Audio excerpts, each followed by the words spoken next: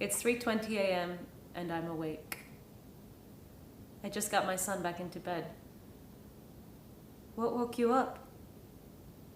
Ghosts. No idea where that came from. Nothing to do about it right now. Let it go.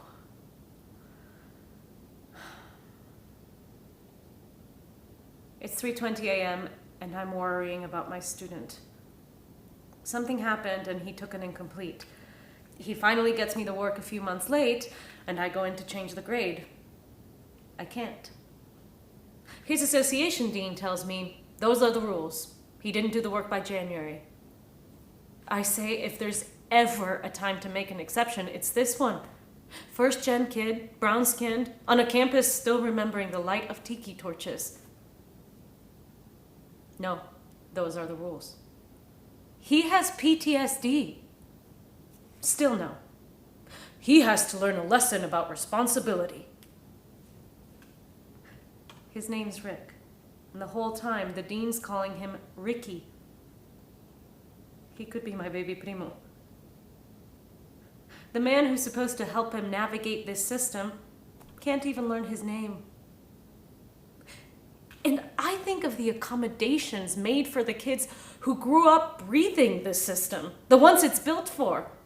They literally stub their toe and it's, please understand that they're undergoing hardship and consider being flexible with your attendance policy. Nothing to be done right now. Let it go.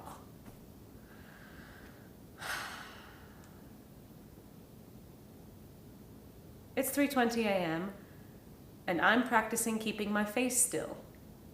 Because yesterday in the faculty meeting, when someone said something really out of pocket, I realized I reacted.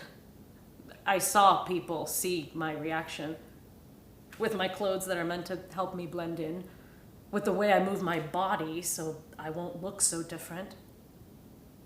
But I didn't keep my face still. I'm thinking, I'm living in translation from a language I was told to forget to one I'm still trying to learn.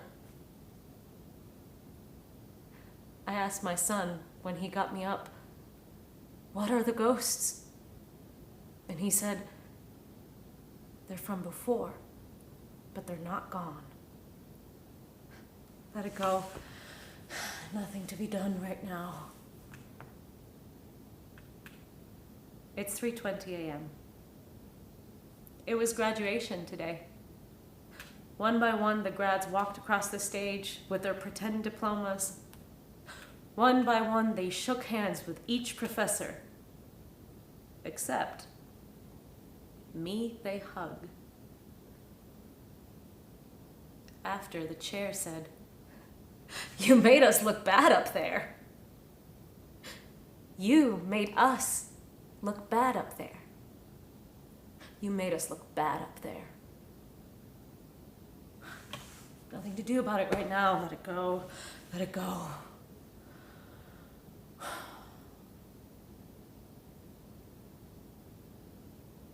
It's 3:20 a.m. and I am awake. My son came to my office today. Came in and said, "Ghosts, ghosts, ghosts, ghosts, ghosts." I told him there were none, but also thought, yeah, plenty of ghosts. That room is a depository of ghosts. The ghost of every unthinking, cruel comment, every cruel thought-through one, every side-eye, every explanation of how to be civil that my students bring in during office hours, unload and leave there, lined up down the hallway. "You had really long office hours today," says my colleague. Yeah, because you aren't showing up for that part of the work. Because these students tell me, you're the only professor I've ever told this.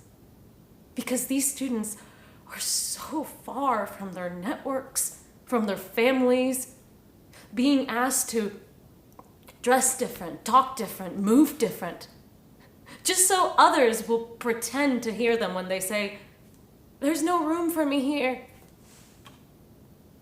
But nobody the system was built for ever moves over. Nobody ever says, here, come here. I'll listen even if it hurts. So it's me, with the line down the hall to my office hours, wondering what my colleagues are thinking. You had really long office hours today. She must not need the time for her research. Her teaching probably isn't rigorous. I don't hate the office hours. They're exhausting. I still can't sleep. Nothing to be done about it right now. Let it go.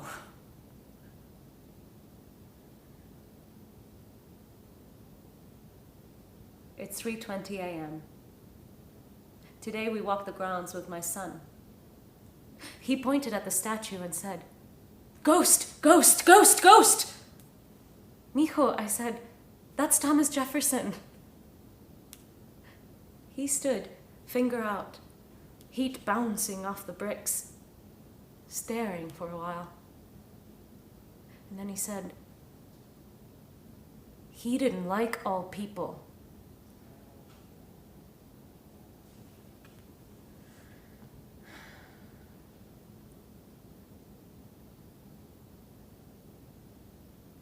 It's 3:20 a.m., and I can't stop thinking.